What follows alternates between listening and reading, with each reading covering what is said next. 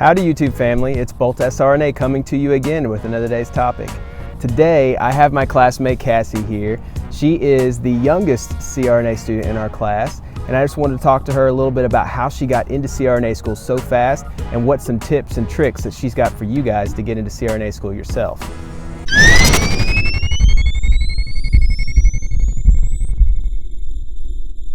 Cassie, so first I just want to thank you for coming out here today. It's a beautiful day out here in Tennessee, and you spent this afternoon with us just to help these YouTube people out with any of their future hopes and dreams to be a CRNA. Absolutely. Absolutely. Happy to be here. Hope someone finds this helpful. So I said before that you had gotten to CRNA school the fastest that I had seen, and you're the youngest in our class. There's one other guy in our class who's about the same age as you, and he has a similar story that you have. So I wanted to ask you, how long from the time you graduated high school to the time that you started CRNA school, how long was that timeline? So I graduated, did my undergrad BSN in nursing, 4 years, went straight into the ICU, and I applied and I got accepted with a 1 year and 3 months experience. And throughout that entire time, until school started, I was still working. However, I know it does not go that quickly for everybody. I did encounter, everything didn't always work out, but I think for the most part, I'm where I want to be right now.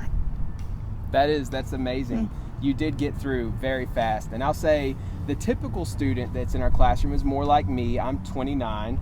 I did it was closer to 5 years of a BSN that it took me. And then when I got out of school, I did get right into the ICU, which a lot of people don't, but we both lucked out and got right into the ICU. And I worked for 2 years as a staff nurse, and then I did 2 years as a travel nurse, and then I got into CRNA school. So I was 28 when we started CRNA school. And most of the people in our class, I would say, are around my age or a little older. There's a couple that are a couple years younger, but in general, people in CRNA school are around my age or older because it takes so long to get all those steps done. But it's amazing that you got them done so fast. Thank you. I think that just comes from, realizing in high school, this is what I wanted to do, and staying on that path. It doesn't mean it didn't have its complications along the way, and I'll talk about those a little bit later, but I think, the important thing is to realize if that's your goal, don't let anybody get in the way of it, and that's why I'm here today. How did you prepare in high school to be successful for your CRNA school goal? Well, I decided in high school that I wanted to specialize in anesthesia. So one of the best tips I can give is to any high schooler is to take advanced placement classes, take honors classes, and do very well in them. I also got involved in the health professions program in my high school, and that's really what exposed me to the anesthesia field and other healthcare fields as well. Oh yeah.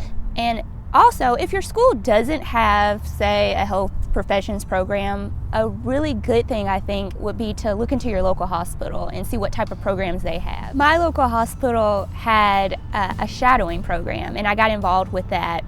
If you're not able to shadow a CRNA, perhaps you can shadow an ICU nurse, because that's part of the plan to get to the ultimate goal in becoming a CRNA. Also, another program they had was volunteering, and believe it or not, they actually had the option to volunteer as an anesthesia tech. Wow. And so just check into your programs at your hospital and see what they have available. You might be really surprised. That's a great tip. All right, so you do all the things in high school you're supposed to do.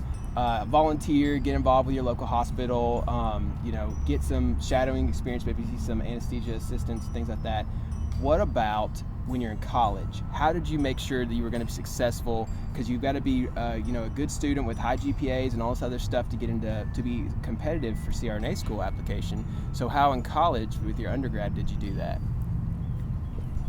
I did that by, of course, studying, but studying's not the only thing. Of course, you need to do well in school, but at the end of the day, it's more important to be well-rounded with a 3.7 or a 3.8 instead of only studying and graduating with a 4.0. So what I would suggest is get involved. I was really involved in my school's nursing organization, and helping and mentoring others. I was also really involved in the Student Government Association and in my sorority. And I think those things, they help you not only get to network, but it also helps you, you meet people and you get to do other things outside of nursing, that outside of studying, which just helps. And one of the cool things I got to do was I studied abroad a little bit. So I feel like if you get that opportunity, take it. It's just going to make you a more well-rounded person in the end. And that's part of what any career, you need to be well-rounded.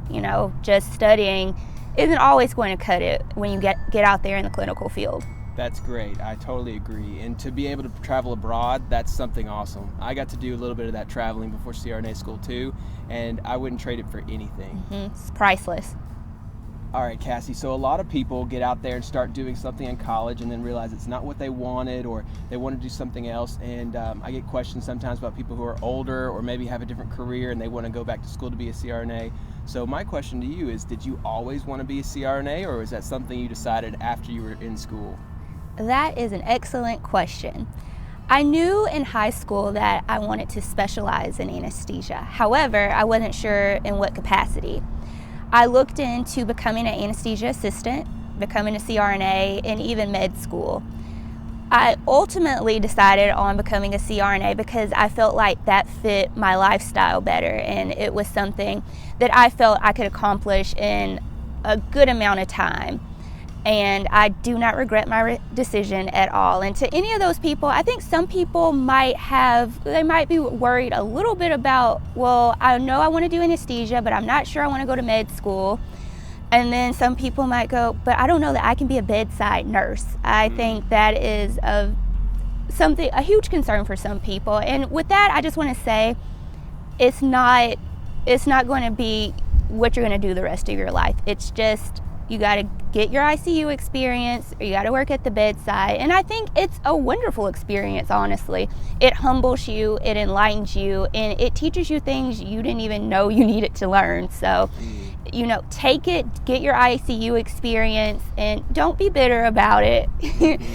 Just learn from it, and you'll be so grateful you did. It's not forever, it's just for a little bit, not permanent. That's a good point. I do know a lot of people too who say, I just can't handle being a nurse. I don't know that I would be able to do that. But truthfully, you don't spend that much time being a bedside nurse. You're in the nursing field, of course, but the nursing field is huge and vast, and it isn't when you think of nurse, you're thinking of a bedside nurse pretty much in your mind's eye. And so you do that very little, actually, unless you choose to do that longer. And it's a great field. It's a noble field, and I think you find a lot of humbling experiences in it, and you learn a lot academically and clinically as a nurse that you wouldn't have learned otherwise. That is so true. So true. Things don't always go as planned, do they, Cassie, in life? No. Especially not with an educational goal like CRNA. There's plenty of people out there who can give you a lot of different details about how things go wrong. So when you've gone on this journey to get to CRNA, how did you stay positive, and how did you keep yourself on the right path? So I feel like one of the most important things to do is to make sure you have an excellent support system, which I do. That is number one. And I also think it's very important to surround yourself with positive people, because there are ups and downs in life. Life will throw you curveballs that you didn't even expect. So it's important to have good, positive, motivating people in your life. One of the things I did encounter was in nursing school. When we did our preceptorship, I actually did not get to precept in the ICU. Wow. So for me, at first, I was upset about it. I precepted in a step-down unit, and this was due to measures beyond my control. But still, I knew I wanted to go to anesthesia school, and I knew the best way to do that was to get into the ICU. And to those people who you don't get into the ICU for whatever reason for your preceptorship, don't be discouraged. It's okay. I got straight into the ICU once I graduated. The important thing, though, is to stay motivated and to still, look for nurse residencies. That's what I did, Good point. Find another way. My school was offering ACLS and PALS training, and so I went ahead and got those certifications. I know your employer usually, they'll take care of that, but the school was offering it. So if your school's offering it, take advantage of it. That's something you need in the ICU. Yeah. And, just going out and shadowing. I did some shadowing outside of school in the ICU. So just making yourself, giving yourself something to market yourself as to this is why, maybe I didn't precept in the ICU, but I also have these things that I can bring to the table and I'm willing to learn. Yeah. I think as long as you're motivated and you're willing to do whatever it takes, you'll get that ICU position. All right, Cassie. So on the road to CRNA, we all have friends and coworkers who were along the journey with us, and they all got off the path for one thing or another, one reason or another. Personal life, a lot of times, gets in the way. Things happen in people's personal lives, and it's hard to prevent some things from happening.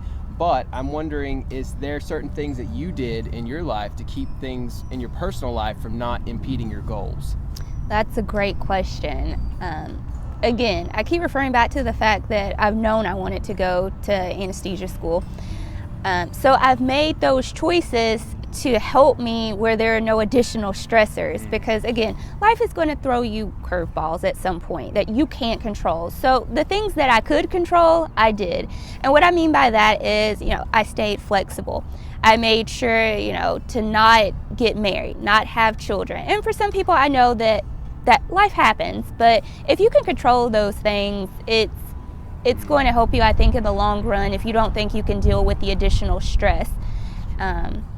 And as far as any other things I kind of did to set myself up for success, just surrounding myself with good people, making sure I did my research, finding great mentors in the anesthesia field to rely on and to help me whenever I have questions or anything, to give advice. That is great, because if a good mentor who can guide you along the way and pick you back up when you've fallen down and help you out again, that's so important for not just CRNA, but any goal, med school, nurse practitioner, anything that's a lofty dentistry, anything that you're looking to go for that's going to be a hard, difficult goal in life. I think having a mentor, that's really important. And also surrounding yourself with people who are like-minded, ambitious individuals who are looking to be the best thing that they can be, and they're not looking to pull anyone down, they're not looking to goof off and mess up their lives. They're looking to be the best version of themselves, and they're going to help you be the best version of yourself too. Absolutely. Cassie, how did you make your application strong for CRNA school? Since you had, so young and you didn't have all the years of experience a lot of other applicants may have had, how did you make yourself stand out from the pack? So that was one of my concerns when applying. How do I compete with someone who has years and years of ICU experience, and I don't have that much? Well, one thing I did was I went ahead, got all my hours in, and I took the CCRN and got that certification. I also would suggest getting involved. I did that, getting involved in your unit, getting involved in committees on your unit, and if you're able to do research, I think that's excellent. That's also very helpful, and it'll make your application strong. Just getting involved in general, trying to learn as much as you can, maybe orienting someone or taking on the charge nurse position if you're able to. Any of those things will help make your application stand out. So you just got to get creative sometimes. Maybe even teaching ACLS and BLS, That's a great point. Just got to get creative. So Cassie, now that we're in CRNA school, we're in second semester now, we're a decent way through, hallelujah. So how's your experience been in CRNA school? Do you feel like it was everything that you thought it would be? And do you feel like, as someone who had 1 year of experience versus other people like myself and more people who have 4+ years of experience, has it been a disadvantage for you?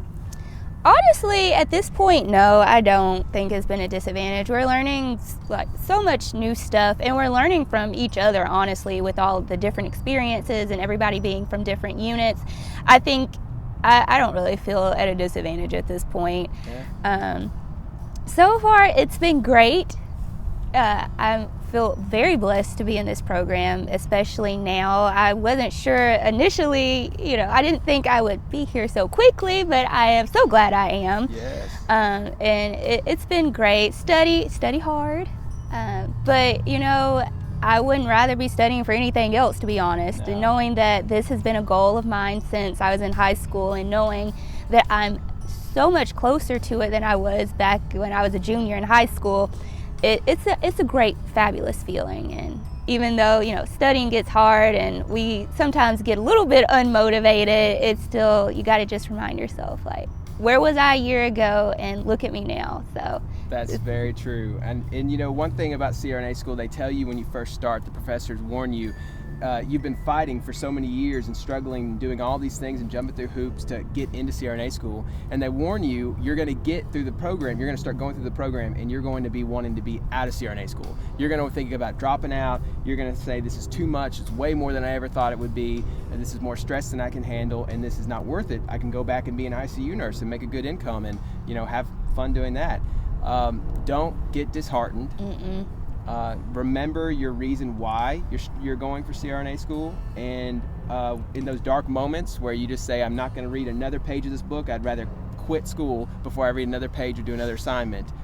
You just have to know your reason, your ultimate reason why you did all this, why you're struggling for this, and you'll make it through. I completely agree. And one thing I'd like to add is sometimes when you feel really discouraged, it's nice to think about when you had a really rough night on the unit. Yes. You know, there are a couple of nights I was just like, it is definitely meant for me to go on to anesthesia school. And in anything in life, you're going to have your ups and downs, but that's great motivation, and even better motivation when you don't feel like studying.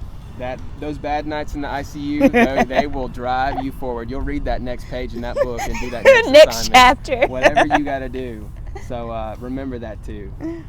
All right, guys, so that's the end of the video. That's all my questions for Cassie. If you have anything else, you can comment below, and I can get back with her about them, and she'll respond to you.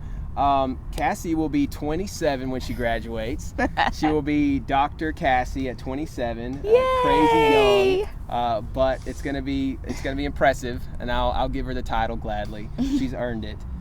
So anyway, guys, bolt out. Bye, guys.